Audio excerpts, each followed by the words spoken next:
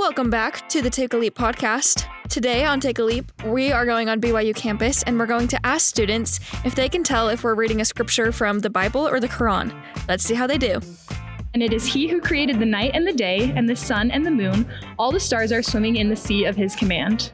Is that in the Bible? That one is actually the Quran. Okay. So remember me, I will remember you, and be grateful to me and do not deny me. My guess is the Quran. You are correct. Good job. I have taught thee in the way of wisdom. I have led thee in right paths. Quran? Bible.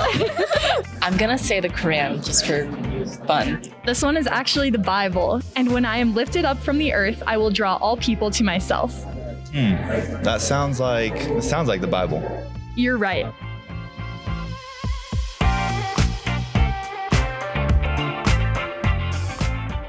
Hello and welcome back to Take a Leap. Today, I'm Leah. Not today, I'm Leah. Only today. I'm Leah every day. But today, I'm hosting with Josh.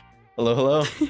And we have in studio Noureen Salah. Hi. And we're so excited to be talking to a fellow BYU student today. Noureen, would you mind telling us just a little bit about yourself? Well, my name's Noureen Salah. I am a junior at BYU studying neuroscience with a minor in sociology. I am Muslim. I am also Egyptian, but I was born and raised here in Utah. My family and I go back to Egypt pretty much every summer. But yeah, that's a big part of who I am, I think. And because of that, actually, my sister and I, my freshman year, my first semester at BYU, we started the Arab Student Association, and I'm currently the vice president of that. I am also the event planner for the Muslim Student Union on campus. And fun fact also, there's so much, but fun fact also, my dad is the imam for Muslim students on campus, and really? he has been for way too long. Wow. Way too long. Yeah. So both my parents actually came to BYU. That's why they, cool. like my dad got his PhD here. That's why he brought all of us here, or like, that's why he came here. And then he was like, this is a great place. So we stayed. How did he first hear about BYU? Like, how did that come up? Literally just schools, scholarships. And he was just like, oh, okay, cool. This looks great. And also because obviously again, we're Muslim, a lot of the values that we have back home in Egypt and in Utah specifically, and also just on BYU campus, a lot of those values line up. So my dad, because he's not my dad if he's not to do research on anything and everything, he did his due diligence and he searched up, Brigham Young University, what is that? And just learned about it. He was like, wow, this is actually pretty good. This is a good place. And because he already did his undergrad and got a master's back in Egypt and abroad, he was coming here to do a PhD. And so he was like, well, if I decide to stay there, it's a good place to raise a family. So there was a lot of factors that played into his decision to coming to BYU. And then my parents got married and they came here, and my mom was like, well, I'll go back to school too. So she did her master's here. Wow. She actually taught at BYU for also very, very long. They were pretty active also on campus. The Arab Student Association that my sister and I started, it was the first Arab student club in all of Utah since my parents were there. Because they did this whole, they were a lot more successful than we are now. They were the second richest club on campus. Oh my goodness. I know, next to the salsa club. And so they had all this money and they had these huge events and things. Yeah. And so it's that full circle moment. Literally, we came back and we were like, okay, so we'll do the same thing. Yeah. Yeah. And we're just copy paste, I guess. But What advice did they have for you guys starting the club? Did they have any? Were they involved of course. at all? Or were they Yeah. You got No, it? my parents, they love to I don't know. And I appreciate it 100%. They're very much we're experienced, so we know, which is true. Yeah. And so most of the time we take their advice, even though we're okay, well, we got it. But then we go and do exactly what they told us because they're right. You're rolling your eyes and then you're like, I guess that's a good idea. Yeah, I guess that's actually true. Yeah, exactly. But they literally any sort of advice, kind of just event ideas or how to get people to be more involved, how to make sure our presidency is on top of it, kind of just all the things that they learned through their experience, they just pass it on to us. And, surprisingly, humans don't change that much. So everything they face, we also are facing now. And they're like, we got you. We know how to fix that. Yeah. There you go. That's super And usually awesome. they're right. So it's like, that's good. That helps. Yeah. That is nice. Yeah. So you also work at the BYU Office of Belonging. Yes. Could you tell us a little bit about what the BYU Office of Belonging is for those who maybe don't know? And Yeah. then just some things you love about working there. Yeah. So I think the Office of Belonging is a incredible resource for not just students as like individuals, but also for departments, clubs, different organizations on campus, faculty, staff, literally anyone. A lot of the things that the office does, and like just the main goal is to support all of those things, like literally anyone on campus and any entity on campus in their belonging efforts. And also this is like pretty, like I think this is surface level kind of what the office provides. Mhm. There's obviously the physical space of the Office of Belonging. That is where I am if I am not in class. Like, and not just because I work there. I'm most of the time that I'm in the office, I'm actually not clocked in. That just tells you how much I'm in the office actually. But I've met every single one of my friends through the office. Like just any student who comes in and just sits in there. Like I've met all of my friends since freshman year. Yeah. Like I go into the office and I am like, I feel happy. I feel comfortable. You feel like you belong. I feel like I belong. Yes, Yeah. exactly. Amazing. Yeah. I recently read a study that was kind of talking about how like loneliness has taken over Mhm. and how there's a ton of countries now that even have full departments dedicated to Yeah. trying to overcome just loneliness. The happiness department or whatever. Right, like yeah. happiness departments or Happiness. whatever it is. Yeah.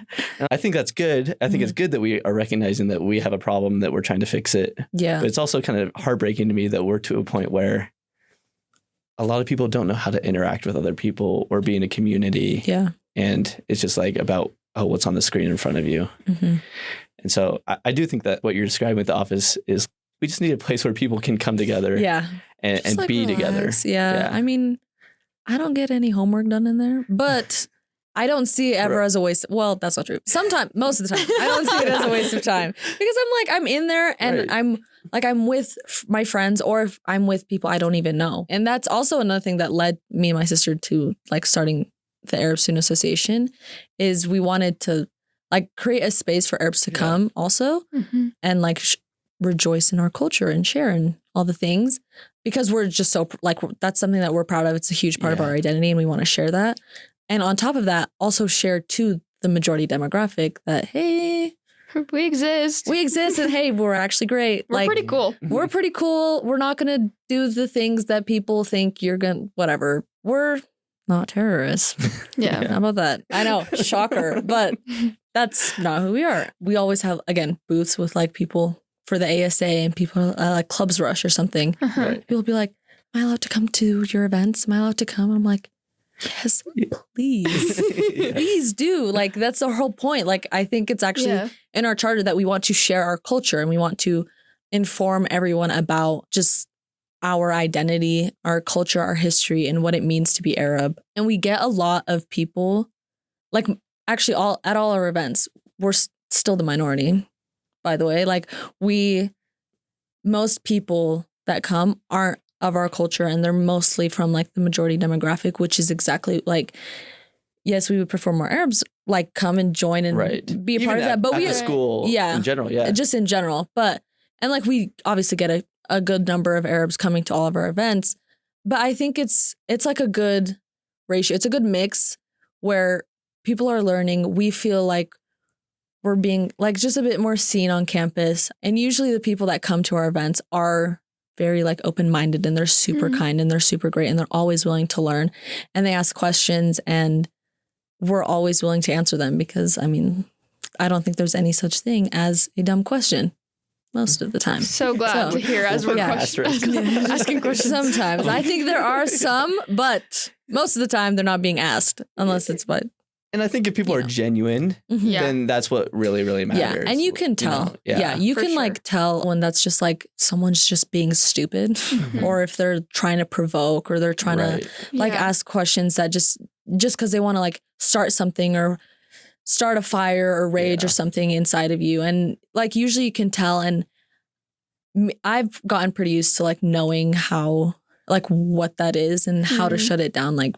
pretty quickly. And there's ways that you can phrase your questions too. Like if you say, could you tell me a little bit more about this? Oh, yeah. Or could you help me understand this or explain this to me, instead of being like, so this is how it is, right? Yeah. I think that's what you're saying with your question. Like, just be open-minded in your question asking too. And I think the conversation will be so much better. Oh, 100%. And again, like you can tell, like if someone's asking it in like a really worded, like you can tell they're kind of like scared to ask it. And they're like, is it okay if I ask this question? And I'm like, yeah, of course. And you can it's just based on vibes. Like you can really just tell if someone is being genuine and they really want to understand, or if they're just trying to provoke you. Right. And it's very minimal that it happens where people want to provoke us. Like everyone that comes to our events, more often than not, 99% of the time, they're very eager to learn and they want to understand. And and to me, like, honestly, that just makes me feel a little bit better, because I'm like, wow, like people are actually interested in learning and they are interested in knowing about my identity and about my people, about my culture, my heritage, my history. And I think that's important. And I will say BYU students are very, very, very curious, like in a good way. They're always wanting to learn. Like some schools don't really have that. Like, hey, there are perks to having a majority white demographic, because most of the time people are very like, again, eager to learn. And that's not always the case. I'm wondering if you have an example of an event, like an ASA event, where you had a good experience with someone, or just an event that you really liked and thought was very beneficial. Last year, we hosted an event called Gather for Gaza. It was during Care Week, which is the only week that you can like raise money for a charity. So that was like fresh after October 7th had happened and the carpet bombing of Palestinians happened, or like started and is still ongoing. So we did like an event called Gather for Gaza, where we kind of just did like a get together. We had like different stations of things that you can do and you can learn about the history of Palestine. We did like henna, we did bracelet making, like a map trivia game type thing. But the whole purpose was for us to like raise money to donate to those Palestinians in Gaza who have been affected by this and are currently starving and have been since then, actually for like years, but significantly more in the past year. As students at BYU, as students in general, as being in America, there's like limits at every step of the way of what people can do to help. So we like got this event together like real quick, and we got it approved super quick. And we put out a flyer just on our Instagram. And I literally look back at this till literally today. I actually checked just because it just makes me so happy. But we got 200 shares, like not just like likes, but 200 shares. Wow. Which is, I don't know what's like a lot or what's not, like social media terms, but like for us, that's the most we've gotten, way more than most of our other posts. Usually people share on their stories and things. And we actually raised $1,500, and we were able to donate that to Lifting Hands International. And they were like packaging like a container to ship over to Gaza. So that was like, I still think about that today. And we had a lot of literally anyone, like all demographics on campus. Obviously Arabs, a lot of them came, white people, Latinos came, Black people, like, and even at that night, I think there was a BSU event that night too, or like a collaboration event with a different club. Yeah. And we're pretty tight with the BSU presidency and stuff. And so we were like, hey, you guys should stop by. And they were like, oh, we have our event. But this was so cute. They actually like took a pause on their little like, I think they were doing like a Friendsgiving. They're like, okay, guys, we're going to pause and we're going to go down to the Gather for Gaza event so we can, support, because that's a major thing that we should be doing. Right.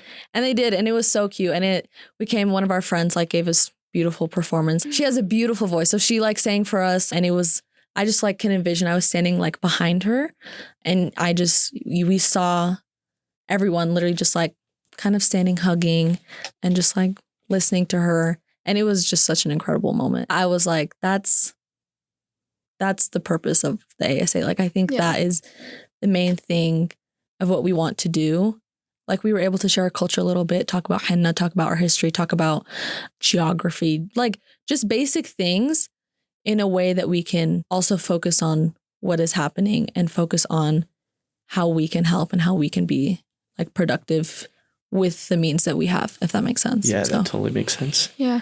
Not only you've helped obviously with the situation in Gaza, like with this event, but you've also had the opportunity to help refugees like through Hope Humanitarian, right? Yeah. And where all have you been for that? Let me think. Okay, I've been to Lebanon, which is my favorite. Okay. I'm just gonna throw that out there. I love Lebanon. It's such a beautiful country and with beautiful people. Lebanon, Greece, and Turkey. Okay, wow. Yeah, Greece was so long ago. I think 7th grade. Wow. Literally. You've been doing it for a while. Yeah. My parents actually got involved with Hope Humanitarian. It used to be called Hope Worldwide Utah. Oh. But then it changed. Wow. That's just how long I've been there. But my parents, so my parents got involved like when I was in, I don't know, 6th, 7th grade, something like that. Mm-hmm. And so they would just go on these excursions with them. There was like one time that they like were just like, hey, let's just take our kids. And I think it was like a holiday ticket, like Delta ticket sale thing. And they were like, these are actually really cheap. Let's go. So they were able to take me and my sister with them. And so that's when we started. And that's when I was like, that was the first time I saw like firsthand. Yeah. Real issues. Obviously, you're like at dinner table and it's like, finish your food. People don't have this. And you're like, oh, okay, well, whatever. Cool. Mm-hmm.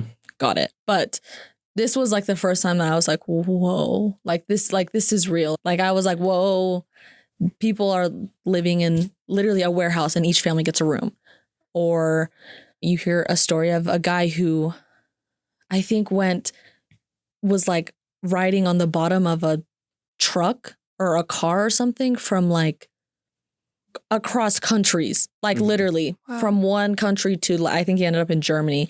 And just all of these stories, I was like, whoa, like this, like these are real people. This isn't just like some crazy movie that you see or some crazy story, myth, legend, whatever. This is like real. And then since then, I think we started going like almost every year, at least on like one trip, kind of. I think we might have, obviously COVID years kind of got in the way of that. Yeah. But we started going then and it just became a huge passion of mine and a huge part of the way my parents raised me and my sister, where like service is such a huge part of being I'm just a good person in general, and especially our faith too. They were like, they're very service oriented, both my parents, and they were able to pass that on to us. And that's another thing I'm very grateful for from them, because I think if we're not willing to sacrifice a few things on our end to help others, then there's a lot of things that we should probably change. Like, I think that's such an important part of being human or being Muslim. And from what I've learned since living in Utah my entire life or at BYU, like that's such a big part of even being LDS. So yeah, for sure. Such a great transition into the next question. Could you talk just a little bit about how your faith influences your volunteer life and even just how your faith impacts your study at BYU? Just like the way my parents raised me and the way we like learned about our faith growing up, about Islam, and how important it is to help others and serve others, and not only for them, just, you know, obviously to help them, but for the sake of God. Like everything I feel like I do, even at BYU and studying, is for the sake of God. Like I don't know that I do much else for anyone else. Obviously, it's like, I think it's a big thing that I strive to be better and I strive to do good and I strive to do good in classes, do good in life in general, just because of my parents, because they sacrificed a lot to bring me here and put me in this position. And I'm very grateful for that. And I think more so, I am very lucky and privileged to be in this position because I think that's what God has granted me and my family. And I think the best way for me to show gratitude or like to be thankful to God is through these things. Obviously honoring my parents first and foremost, and following their teachings, and like following the things that just our faith tells us to do. Help others, seek knowledge always, pray, and do everything for the sake of God.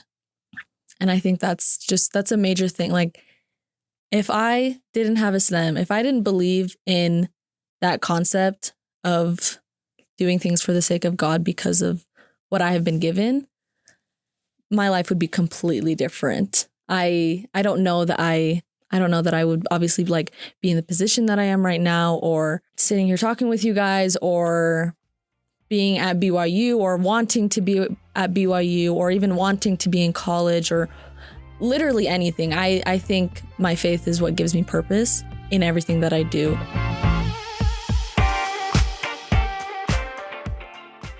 We were able to learn a lot from our discussion with Noureen, who showed us that everyone should belong, even people who buy their pants off the rack or do the chicken dance a little differently. So that's a good lesson to learn. Noureen is awesome for the stuff that she does. Also, if you don't follow Take a Leap on Instagram, TikTok, and YouTube, I might just throw a fit, or maybe I'll move to Texas. So there's your warning. You better follow us. Shout out to BYU Radio and all of the wonderful humans who make this production possible.